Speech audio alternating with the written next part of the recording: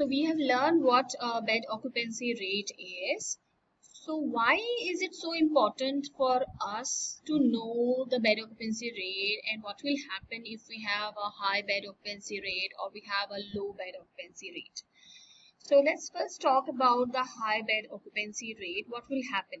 So when we talk about, we know the formula, right, for the bed occupancy rate. But if the what does this bed occupancy means? It means that a patient has occupied that bed, right, for a particular period of time. So if we have that, the occupancy rate of the, the occupancy of the beds in the hospital is more, what will happen? So for example, there are 200 bed in a hospital, and we find that the out of the 200, that all the 200 beds are filled up. So that means what? That means the bed occupancy is full, right? So we go for a movie ticket, what we say? It's houseful, right? So the same way, the bed occupancy rate also tells you whether what is the rate of, like, whether it's 80% filled up, or it's 90% filled up, whether it is 20, 30%, 50% filled up.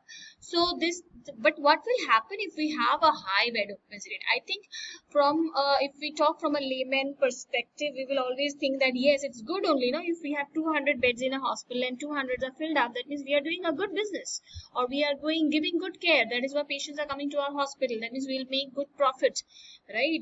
But it's not like that. In case of hospital, it is not like that at all. Now, if we have a high bed occupancy rate, that means number one is the cross infection between patients, between inpatients is very much high, because the ward becomes overcrowded.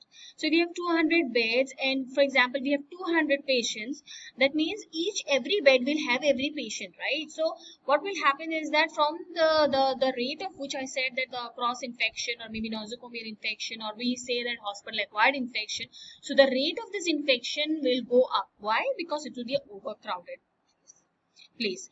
Like, because when two infected people stay together, it's a very high chance of exchanging the infection between them, because both of them are in a state of treatment and both of them are immunocompromised. The second risk will be the need for timely admission to an appropriate ward of patient presenting to emergency ward or for booked surgery. Now, this point tells you that if, for example, if I have 200 beds in a hospital and 200 beds are filled up, and all of a sudden, one patient comes in your emergency department who had a road traffic accident, and you have to take in the patient. Now, where will you take up that patient? Because you don't have the beds available, because all your beds are full. So in that case, you have to give a negative answer to that patient, that you will not be able to admit the patient, right? So in that case, you are depriving the patient of timely admission to an appropriate ward. Moreover, if all the 200 patients are admitted at one go, then if one or two patients get seriously ill or anything like that, then, and if you want a patient to be shifted from the general ward to the ICU ward, then you'll again have to make sure that the patient from the ICU ward, some other patient from the ICU ward is shifted to the general ward, so that the exchange of the patient takes place. So it becomes a very tight kind of a situation, becomes a very chaotic kind of a situation for the hospital if the occupancy rate is high. Third is self-welfare may be also be adversely affected by the high bed occupancy rate. Why will the staff welfare affected? Because the workload will tremendously increase. Not just increase because of high occupancy rate, but because of also cross infections, because also of the restriction of the movement, because you have to do the bed management very well set, like you have to do the exchange, like I gave the example, the exchange of the patient between ICU and general ward. In that case, you again have to think about which patient can be moved out of the ICU, so that the general ward which requires the critical treatment is to be shifted to the ICU. So ultimately the workload will increase tremendously for the staff, and that is why their welfare will also be affected. So I hope I'm clear on this point, the high bed occupancy rate.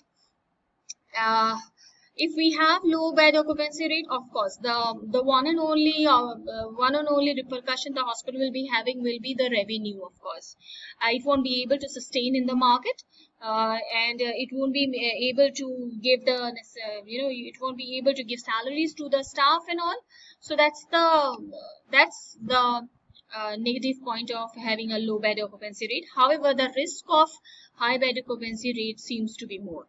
So this is what all about this video. So we will continue in the next video about the bed occupancy rate.